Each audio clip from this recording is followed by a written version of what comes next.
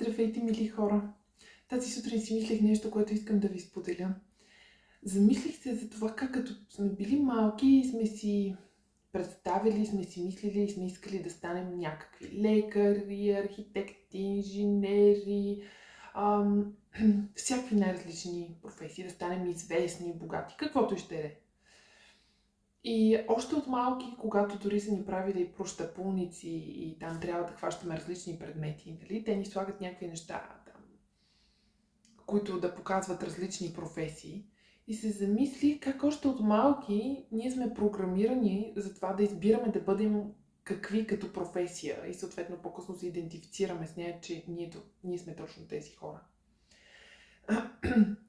Но никога никой не ни е казвал, че ние можем да изберем да бъдем по-равновесени, да бъдем по-благи, да можем да бъдем способни да контролираме процесите в тялото си, да контролираме ума си, да дисциплинираме тази цялата машина и добре да я опознаем. Съзнание, тяло, енергия и всички тези неща да могат да бъдат управлявани по правилния начин, за да може да материализираме външно след това енергията. И още безброй други такива неща, как да бъдем спокойни, как да възприемаме различни ситуации в живота си, така че те да не увреждат нашите клетки и органи, да не съсипват различни системи от тялото ни. Никой не ни е учил на това. Да, разбира се, на всеки родител казва, че трябва да бъдеш добър човек, да има с морал, принципи и така нататък, но тия неща някакси минават и между другото, защото от малки трябва много да учиш, трябва да си високи оценките, трябва да завършиш университет, след това да създадеш кариера, нали? Фокусът е върху нещо съвсем различно. Естествено, някъде там се появява и семейството, като нещо, което е много важно да се случи. Защото ако не го направиш, то тогава не си пълноценен човек, което абсолютно няма нищо общо с истината. Това дали имаш семейство или нямаш, дали имаш дете или нямаш, не те прави пълноценен човек и не показва какъв си по никакъв начин. И в този ред на мисли искам да ви споделя, че всъщност няма значение, че тогава сме били малки и сме имали някакви мечти да бъдем лекари, инженери, каквото и да било. Във всеки един момент от живота си ние можем отново да решим какви качества искаме да имаме, какви способности искаме да имаме, какъв характер искаме да изградим. Това може да се случи и на 70, това може да се случи на всяка една възраст. Това е умение, което всички ние притежаваме с воля и с постоянство можем да го направим.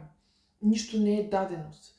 Преди 2 години, когато не можех да пазя равновесие, когато не можех да се изправя от леглото, когато не можех да виждам добре, когато не можех да чувам добре, когато бях неадекватна в много ситуации заради нарушени мозъчни функции в продължение на много дълъг период от време, аз изгубих всички качества, които съм имала в предходните си 40 години. Аз съм била изключително борбен човек, изключително волеви човек. Не е имало нещо, което да ме спре. Аз бях като машина, като валяк, можех да мина през всичко, за да постигна.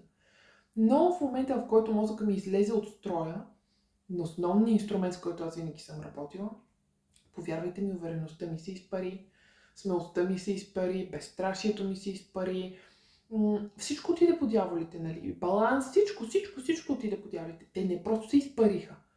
Все едно никога не сте съществували. Аз не можех да се позная в какво се превърнах. Буквално аз не спирах тогава да повтарям, че съм се превърнала в една медуза психологическа.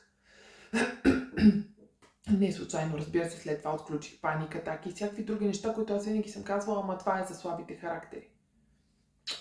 Ето, че Господ ми показа, че може при всякакви характери да се случи и ми даде добър урок, че всъщност, когато кажем нещо, обикновено винаги животът намира начин да ни покаже, че не сме били прави. Така че всъщност, в това, че съм имала изградени толкова дълги години дадени качества, Бог намери начин да ме притисне и да ми покаже, че нищо от тях не е даденост. И тогава започнах да градя на ново качество. Сега отново имам тези качества, но те са много по-различни. Те не са онези, както аз ги наричах, драконовските ми силни качества, които ги изкарвах по най-воинствения, борбен и груб начин. Сега те са омекотени, но много силни. Но те са изградени. Изграждах ги повече от 1 година. Как ги изграждах?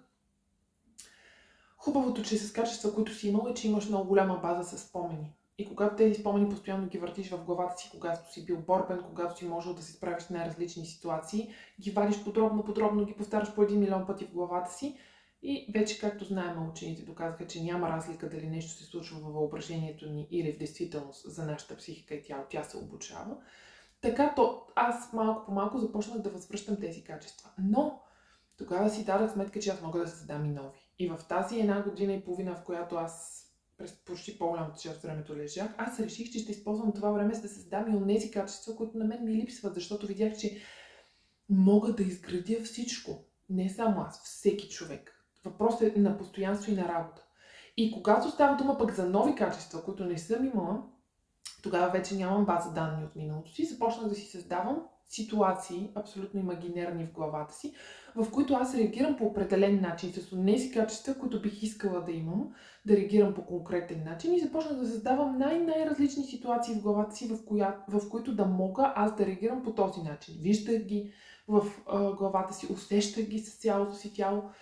И така в рамките на повече от година всички тези качества се случиха. Синът ми, който е на 11 години, днес казва: мамо, ти си един съвсем друг човек. Аз вече си имам нова майка и тя ми харесва много повече от предишната. Така че няма значение на колко години сме. Мечтали сме си на 5 или на 10 годишна възраст да станем лекари или инженери. Никога не са ни били учили как да бъдем хора, как да бъдем щастливи, как да се изцеляваме, как да работим с тази машина, тяло, ум, съзнание. Но всъщност никога не е късно да се научим. Това е въпрос на упоритост, на воля, на работа, която абсолютно спокойно можем да постигнем.